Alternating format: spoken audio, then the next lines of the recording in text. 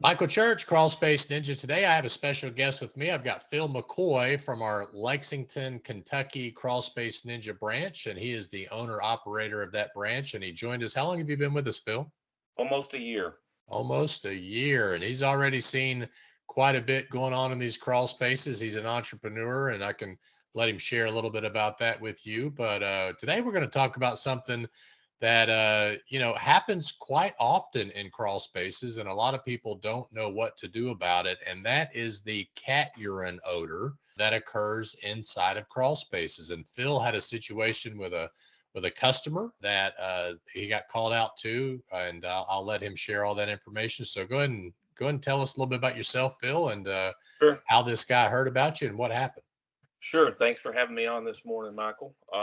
We received a phone call from a homeowner that had just purchased a home recently, last year, and he had done some Google searches, some internet research, and came across Crawl Space Ninja. Gave me a call, and we set up a time to go out and take a look at his house. Went out and met him, a young couple, very nice couple. They had purchased the house last year, and the home inspection had come back with a little bit of water intrusion, and they wanted to get that taken care of. Super nice house, very large house. So they got it encapsulated, called a contractor. Contractor encapsulated it, and he said immediately after the job was pretty much complete, he started smelling the odor of wet socks. And I was like, okay, sure it wasn't like cat pee. And I asked him about that, and he said, well, me and my wife have never owned a cat, so I don't really know what cat pee smells like. And he said the best way I can describe it is wet socks. So we scheduled a time to do the inspection, went out, and immediately upon him opening the door of his house, that gaseous odor hit me right in the face, of cat pee. And he walked me through, kind of showed me some of the more stronger areas in the house versus not so much. We then went into the crawl, and yeah, immediately I noticed it was a multi-layered vapor barrier that was used in the encapsulation. We went through the entire crawl. He had purchased this crawl space was probably around 2,000 square feet. He had purchased originally a 130 April Air 130, but had bought additional 270s to try to compensate. He was thinking maybe it was a mildewy type smell that they were smelling, and he was trying to maybe use additional dehumidifiers to take care of the issue of what they were smelling. He had four AVS fans in his foundation walls, and I want to say three or four industrial size box fans blowing. I mean, my hair was literally blowing as I was crawling through the crawl space. That much Wow. air movement going on in the crawl. And I talked to him and told him, it was the multi-layered vapor barrier that the contractor had used. I asked him if he had approached the contractor. He said that he had. He had them come back out. They played dumb, kind of puzzled as to what the smell was, where it was coming from. Didn't really, they just kind of dodged and deflected as far as trying to maybe do anything. I referred to him your book. I actually gave him a copy of your book and told him that there was a chapter that you talked about, specifically when it comes to multi-layered vapor barriers or overlapping vapor barriers onto old vapor barriers and that stuff to get the smell that he was smelling. So I think you had mentioned when we talked about this before, the smell was pretty pungent in the house, but when you went in the crawl space, it was more pungent. Is that correct? Yes. So Yeah, you knew it that was the source of it. absolutely. Yeah, I mean, even when he opened the front door, I mean, I could smell it, and I don't have a really strong nose, I guess, but I mean, I could immediately smell it as soon as I walked in and stepped foot in the front door. So the additional dehues and fans, is that something he did, or is that something the contractor did to try to make the odor go He away? actually did that himself. Yeah, He he did he that. got Okay. two additional April airs. He had he had sent stuff down there and all those fans going. I mean, it was just crazy. So he What had he was like trying to do. an odor cover up, like Glade plugins or something like that Yeah, down there to yeah. try to mask it.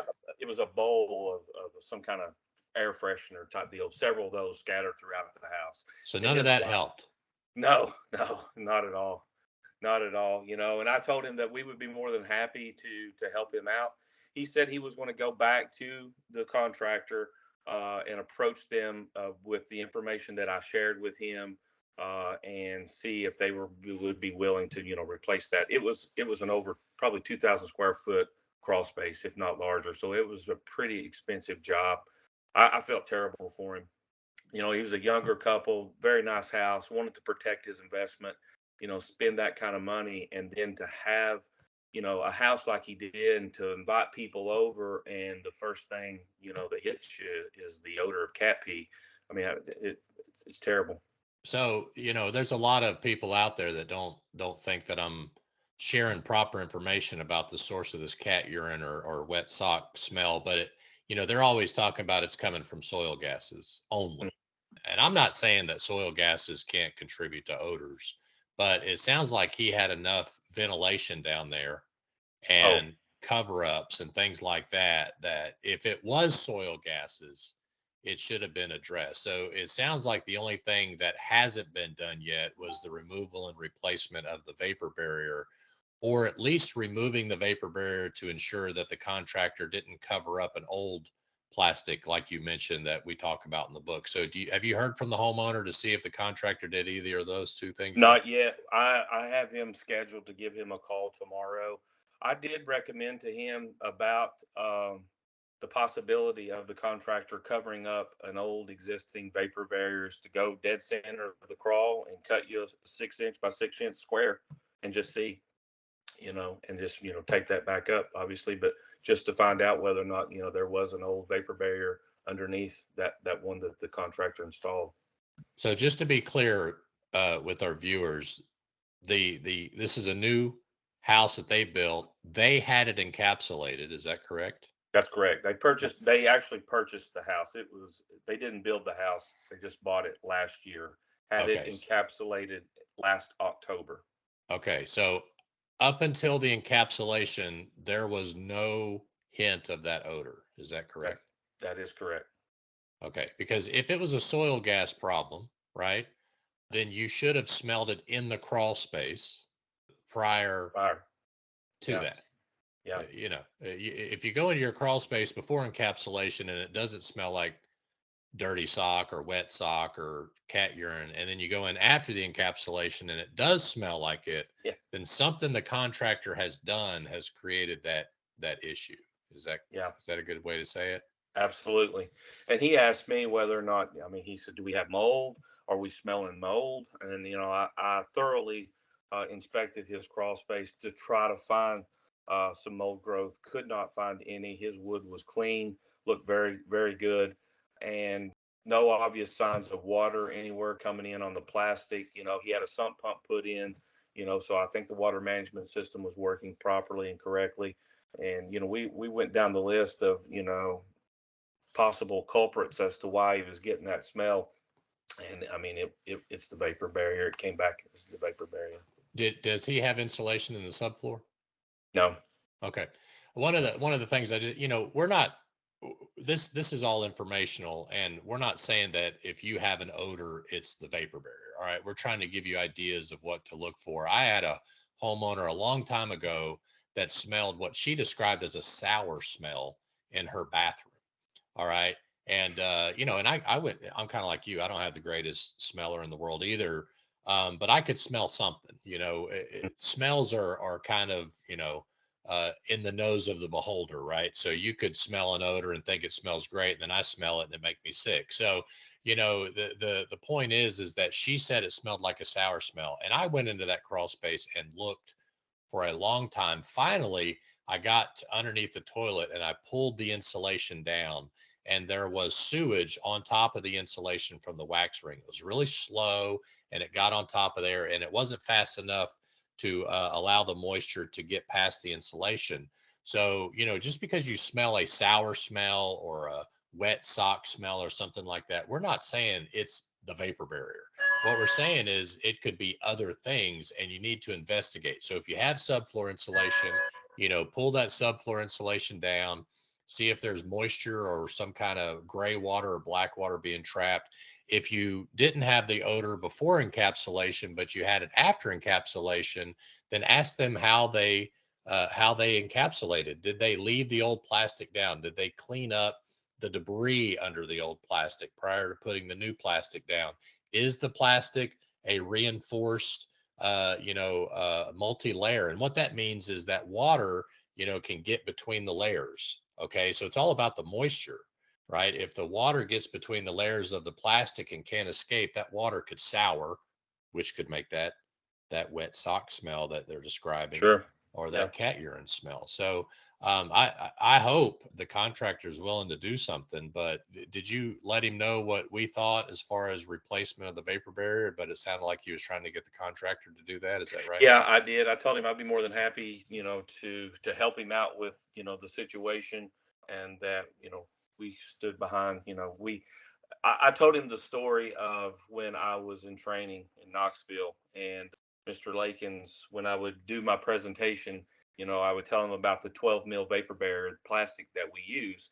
And he would always correct me saying it is a guaranteed no cat pee vapor barrier, and so we kind of had a joke about that. But in all seriousness, the product that we use, you're not going to end up with that result, that smell.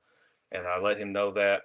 I felt very bad for him, because it was a very expensive job, I know. And to spend that kind of money and to end up your home being worse condition than it was prior to you spending that money. And it wasn't a small amount that he spent.